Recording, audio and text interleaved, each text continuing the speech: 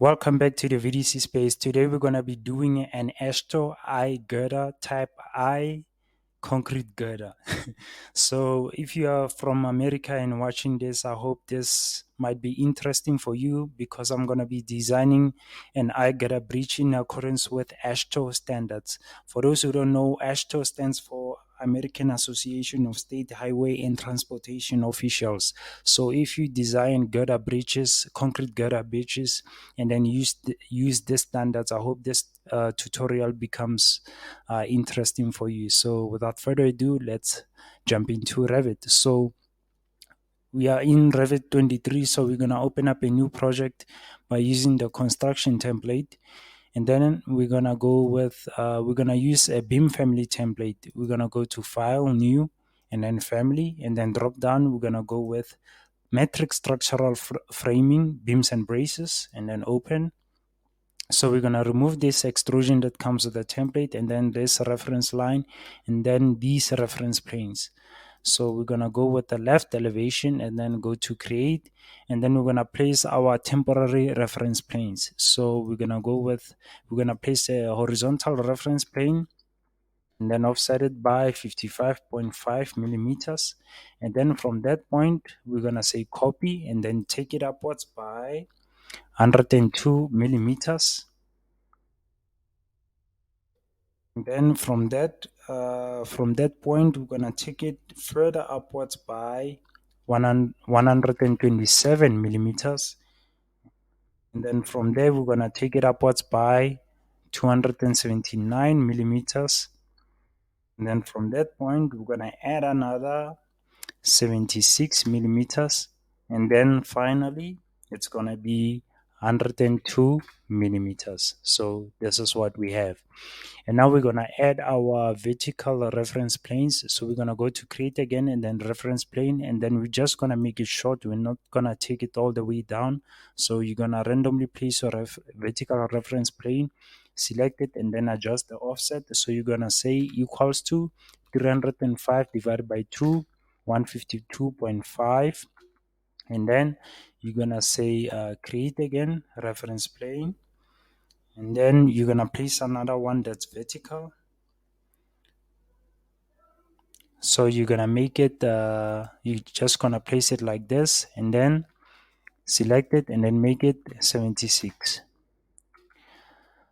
So you're going to go to create, and then in order for us to generate our geometry, you're going to go to extrusion and then set your reference to reference plane left and say OK. And then from this middle insertion point, you're going to take it to the left by 152.5.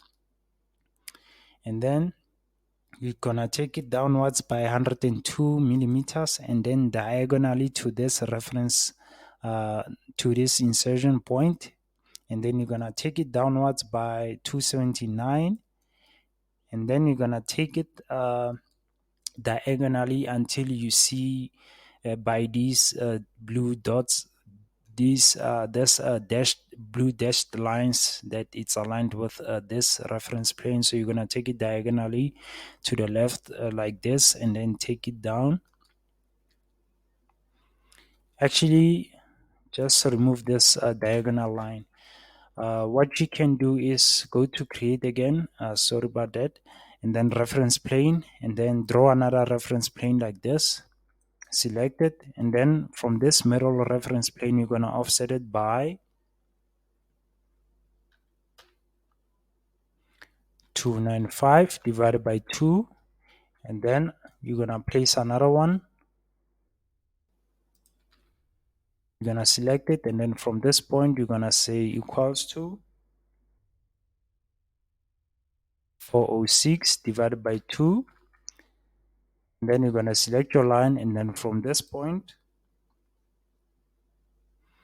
you're going to take it to this point, and then you're going to take it downwards by 102.5, and then you're going to take it to this point, and then to this insertion point. So this is how it looks. So you can remove these temporary reference lines, and then this is half of your I-Girder. So you can select all your lines, go to mirror pick axis and then pick your middle reference plane. So this is what you have. For now, you can remove one of these lines so that you can make it a single line at the top and bottom, just to make it easier to control your geometry when you add your parameters. So you can add material to this. So I'm gonna say concrete, precast concrete, okay, and say finish, and then go to floor plans, reference level, and then I'm gonna drag it to the right reference plane and then lock it, and then drag it to the left reference plane and then lock it in order for me to control its length. Now back to the left elevation, I'm going to select my extrusion, say edit extrusion, and then I'm going to add parameters to this just to make it intelligent so that we can control its geometry in terms of dimensions. So I'm going to say dimension, and then I'm going to add my dimensions. I'm just going to reduce my scale and make it 1:10 just to see things more clearly. And then I'm going to select it from this side and then on my middle reference plane, and then this side again, and then I'm going to switch it to equal. If I do this, I can control it from both sides at the same time.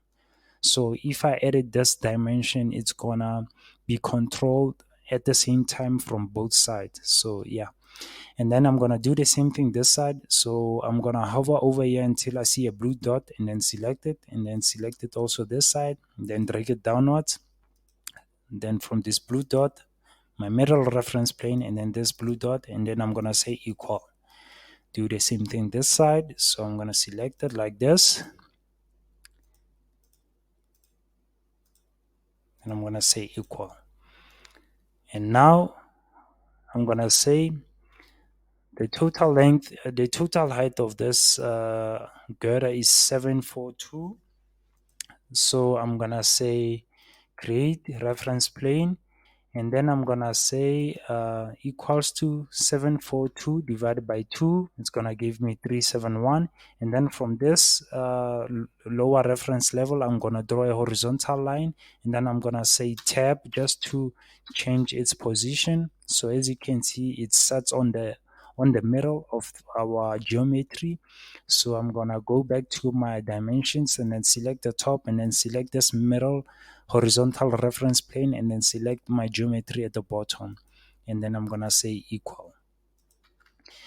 So I'm gonna do the same thing. I'm gonna add parameters to this side. So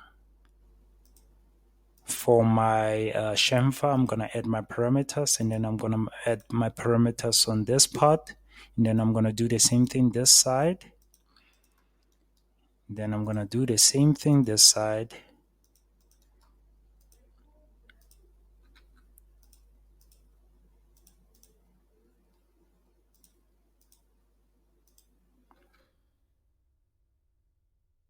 Perfect. So this is what we have. And now, in order for us to make this intelligent, we have to add parameters to this. So I'm just going to use letters. I'm not going to go into too much detail in terms of naming these dimensions. So I'm going to select this one and then go to create parameter.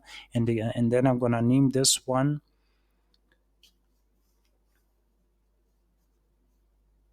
And I'm going to name it T. And say OK, and then lock it. For every parameter you create, you must lock it in order for you to control it on your properties. So I'm gonna go down and then select this one, create parameter, and then I'm gonna name it B, and then lock it. I'm gonna select this one, create parameter, and then I'm gonna name it B1, OK, and then lock it. And then I'm gonna select this one, create parameter. I'm gonna name it H for height. Actually, I'm gonna name it D. Okay, lock it. And then I'm gonna select this one, create parameter D1. Okay, lock it. And then I'm gonna select this one, create parameter. I'm gonna name it G. Okay, lock it. This one, create parameter, and then I'm gonna name it F. Okay, and then lock it. And then I'm gonna select this one, create parameter. I'm gonna name it age. Okay, and then lock it. This one, create parameter. I'm gonna name it E. Okay, lock it. And then I'm gonna select this one, create parameter C. Okay, and then lock it.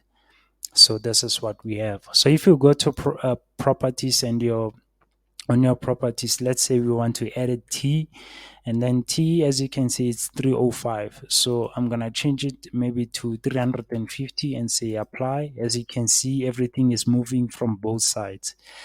It's much more intelligent now. So let's say I want to change the height. So that's our height is D. So it's 741.5. I want to make it 750. So I'm gonna say 750 and say apply. So I'm gonna say remove constraints, and then it's gonna change. So these are a little bit tricky, but you get the idea on how you can make your families much more intelligent. So I'm gonna say undo, and then yeah, this is what we have. So I'm gonna say finish, and then go to the 3D view, and this is what we have. So you can just change your level of detail, set it to realistic, and this is your I section concrete girder according to AASHTO standards. So I'm gonna load it into our project. I already saved this, so I'm gonna say no, and then I'm gonna lay it out like a beam, and then go to my 3D view, and this is what we have.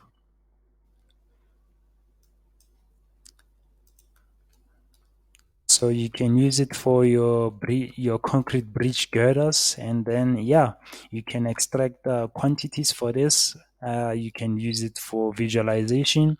You can use it for when you want to demonstrate how you can reinforce your eye girders.